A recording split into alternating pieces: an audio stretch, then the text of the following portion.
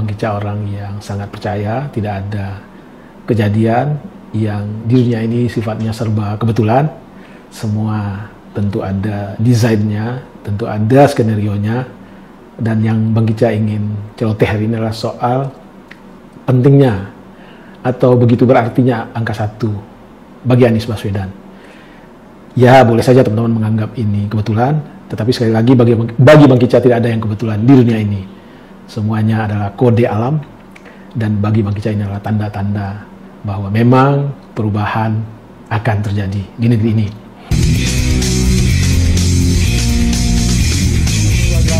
Ketemu lagi kita di channel yang perlu imajinasi gratis tidak bayar. Subscribe. Assalamualaikum warahmatullahi wabarakatuh. Senang jumpa lagi dengan teman-teman sobat Kicau Jelata. Apa kabar? Mudah-mudahan kita semua selalu dalam lindungan Allah Subhanahu wa taala. Teman-teman sobat Kicau Jelata, hari ini Bang Kicca ingin berkicau, berceloteh soal ini nih. Ya, itu tadi soal undian nomor urut pasangan calon presiden dan wakil presiden. Ya, satu tahapan lagi proses pemilihan umum telah dilaksanakan oleh KPU. Setelah beberapa hari yang lalu adalah pendaftaran calon presiden, kemudian setelah lengkap dokumennya ditetapkanlah ada 3 capres-cawapres yang bakal ikut kontestasi di 2014 ini. Yang pertama mendaftar adalah Pak Anies Baswedan dengan Muhaimin Iskandar, lalu yang nomor 2 pasangan Ganjar Pranowo dengan Pak Mahfud MD, dan terakhir pasca putusan MK itu yang daftar adalah Pak Prabowo dengan Gibran Raka Buming Raka, putranya Pak Jokowi. Lalu berdasarkan pendaftaran tersebut KPU menetapkan ketiga pasangan calon tersebut, dan kemarin diadakan undian pengambilan nomor urut yang akan menjadi nomor urut di surat suara. Ya, sebagaimana kita tahu, informasi beredar di koran, mass media, di channel-channel YouTube, di grup WhatsApp, yang mendapat urutan nomor 1 adalah Pak Anies Baswedan dan Muhaimin Iskandar, lalu urutan nomor 2 adalah Pak Prabowo Subianto dengan Gibran, lalu yang ketiga adalah Pak Ganjar Pranowo dengan Mahfud MD. Jadi inilah yang akan ada di surat suara tentang nomor undian dari 3 pasangan calon ini. Nah, Bang Kicca dalam kesempatan ini ingin berceloteh soal bahwa Bang Kicca orang yang sangat percaya, tidak ada kejadian yang di dunia ini sifatnya serba kebetulan. Semua tentu ada desainnya, tentu ada skenario-nya, dan yang Bang Kicca ingin celoteh hari ini adalah soal pentingnya atau begitu berartinya angka 1 bagi Anies Baswedan. Ya, boleh saja teman-teman menganggap ini kebetulan, tetapi sekali lagi bagi Bang Kicca tidak ada yang kebetulan di dunia ini. Semuanya adalah kode alam, dan bagi Bang Kicca ini adalah tanda-tanda bahwa memang perubahan akan terjadi di negeri ini. Ya, kita kembali ke topik. Begitu pentingnya angka 1, begitu berartinya angka 1 bagi Anies Baswedan. Pertama, Bang Kicca ingin mengatakan bahwa Anies itu lahir di tanggal 7 Mei tahun 1969. 7 Mei 1969 kalau teman-teman jumlahkan itu angkanya adalah 37. 37 kita jumlahkan itu 10, maka itu akan berakhir dengan angka 1. Ya, itu kebetulan pertama. Yang kedua, Anies adalah anak pertama dari 3 bersaudara. Pertama lagi, 1 lagi. Lalu Anies juga merupakan capres non-partai pertama sepanjang yang Bang Kicca tahu. Anies tidak ikut partai politik manapun, tetapi dia dicalonkan oleh Nasdem. Dan dicalonkannya itu tanggal 3 Oktober tahun 2022. Nah, itu kalau teman-teman jumlahkan 3 tambah 10, 13, ditambah 6 itu 19, 19 itu 10, 10 itu ujungnya 1. Lalu dipasangkan dengan Caimin. Nah, Caimin ini lahir tanggal 24 bulan 9 tahun 1966. Kalau teman-teman jumlahkan itu adalah 37. 37 itu 10, 10 ujungnya 1. Lalu dicukupkan threshold-nya. Kita tahu ada parliamentary threshold, ada presidential threshold.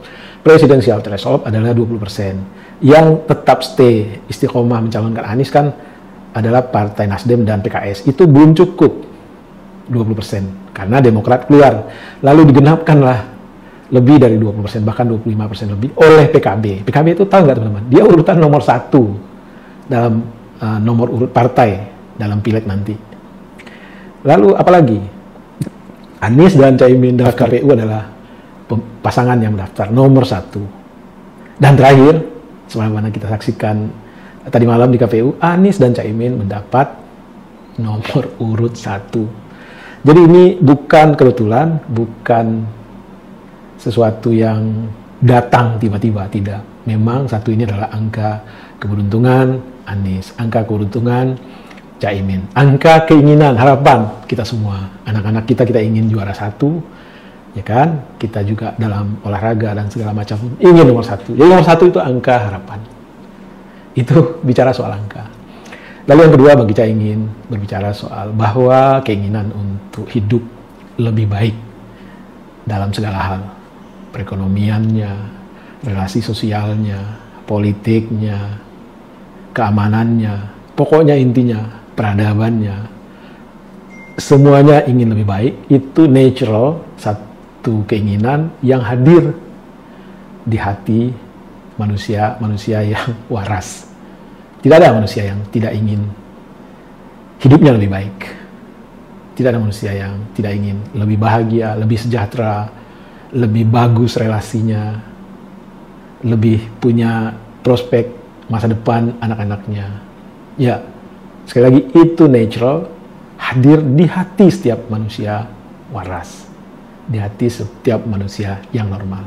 Dan kata kunci untuk merealisasikan sesuatu lebih baik dari keadaan kita saat ini adalah berubah. Ya, kuncinya adalah perubahan. Nah, di antara ketiga calon ini, satu-satunya calon yang mengedepankan atau mengusung tema perubahan adalah pasangan Anies dan Caimin atau pasangan Amin. Jadi sebenarnya kalau kita ingin memenuhi harapan kita untuk menjadi lebih baik dalam segala hal dan syarat utamanya adalah perubahan, mari kita ikuti orang yang mengusung tema perubahan. Dan kita tahu bahwa pasangan Anies dan Caimin ini satu-satunya pasangan yang menurut Bang Geca berani mengungkap apa dasar mereka dalam mengambil kebijakan publik. Ya, seleksi kriteria acuan yang mereka pakai dalam setiap mengambil keputusan yang menyangkut publik. Apa itu? Ada 4 hal yang mereka kemukakan. Yang nomor 1 adalah apapun keputusan, kebijakan, aksi, segala macam yang menyangkut kepentingan orang banyak, kepentingan publik, yang paling didahulukan adalah apakah hal yang mau dilakukan ini telah sesuai dengan prinsip keadilan dan kesetaraan. Ya, yang nomor 1 itu adalah keadilan, kesetaraan. Kesanalah referensi pertama sebelum pasangan Anies dan Caimin mengambil satu kebijakan. Lalu yang kedua, apakah hal yang mau diambil ini, mau dilakukan ini, itu sudah benar-benar untuk kepentingan umum. Umum di sini adalah tentu yang lebih banyak, yang magnitud manfaatnya dinikmati oleh banyak pihak. Lalu yang ketiga, tentu sebagai seorang intelektual, pendekatannya adalah pendekatan saintifik, ilmu, berdasarkan data, informasi. Pokoknya apapun itu kebijakan yang diambil harus mengedepankan scientific approach, pendekatan keilmuan. Baru yang terakhir adalah apakah itu tidak bertentangan dengan hukum yang berlaku. Jadi Anies dalam mengambil satu kebijakan, dia berani mengungkapkan kriteria apa yang dia pakai, kriteria apa yang menjadi filter dari kebijakan tersebut. Lalu yang ditaruh di paling depan adalah apakah kebijakan ini sesuai dengan prinsip keadilan dan kesetaraan. Sebagai orang yang katakanlah nomor 1 melekat pada dirinya, dia meletakkan di nomor 1 apa yang dalam bahasa modern itu first thing first, yang utama harus diutamakan. Ya tentu yang utama adalah prinsip keadilan dan kesetaraan. Teman-teman, sekali lagi bahwa keinginan untuk hidup lebih baik adalah sesuatu yang hidup, hadir di hati setiap insan. Dan salah satu kata kuncinya untuk menjadi berubah dari keadaan yang saat ini baik menjadi lebih baik, buruk menjadi baik adalah berubah atau perubahan. Dan perubahan itu bisa kita lakukan yang dalam kendali kita, dalam kuasa kita, harus kita lakukan. Misalnya saja sebagai pelajar kita ingin nilai kita bagus, ya mari, mungkin selama ini kita belajar tidak kuat, tidak teratur, kita sekarang berubah, belajarlah dengan teratur. Yang selama ini kita sebagai seorang pengusaha kecil, petani, nelayan, barangkali hasil yang kita dapatkan tidak memuaskan, yang ada dalam kendali kita, mari kita giat bekerja. Kalau kita petani ya tidak cukup hanya menanam saja, kita pelihara lah apa yang kita tanam. Kalau kita nelayan barangkali juga kita belajar untuk mengetahui di bulan-bulan apa, di spot-spot mana ikan banyak dan segala macam. Tetap belajar. Itu yang dalam kendali kita. Tetapi itu saja tidak cukup. Dan itu sudah kita lakukan berulang-ulang sepanjang usia Republik ini barangkali. Petani tetap giat, UMKM tetap giat, nelayan tetap giat, buruh tetap giat. Tetapi tidak cukup hanya kegiatan dilakukan oleh diri kita saja untuk berubah. Kenapa? Ada unsur lain, yaitu pengambil kebijakan. Siapa itu pengambil kebijakan?